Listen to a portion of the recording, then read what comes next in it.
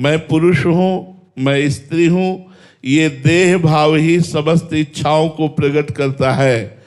देह भाव नष्ट हो जाए, इच्छा नष्ट हो जाएगी।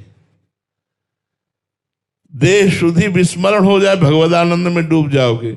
सारी साधना देह भाव मिटाने की है। ये देहाभिमान जो पुष्ट हो गया है, इसी देहाभिमान में ही सारी इच्छाएं है।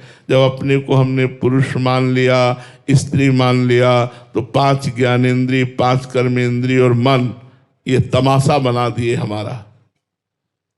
हमें ये देखना है, हमें ये सुनना है, हमें ये खाना है, हमें ये भोगना है, हमें ये चखना है, हमें ये छूना है, हमें इसी में फंसा दिया।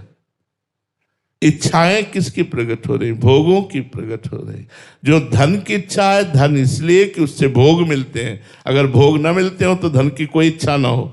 धन से भोग मिलते हैं, भोग इंद्रियों से भोगते हैं, और इंद्रियों को भोगों में सुख का आभास होता है, इसलिए हमारी दुर्दशा हो गई।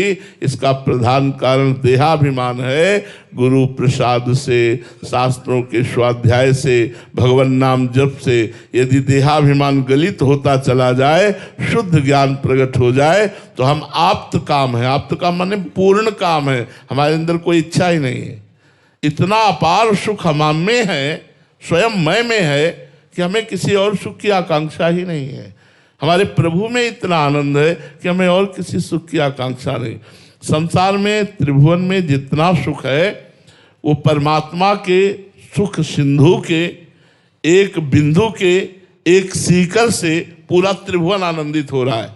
सीकर समझते हैं? एक बूंद ऐसे लो और उसे ऐसे फेंको, उससे जो छिट्टियां निकलती, छोटे छोटे कण निकलते, उन्हें सीकर कहते हैं। जो आनंद सिंधु सुख राशि सीकर तय त्रैलोक सुपासी, उस आनंद समुद्र भगवान के एक बिंदु के, एक सीकर से यहां से लेके ब्रह्मलोक तक आनंद छाया हुआ।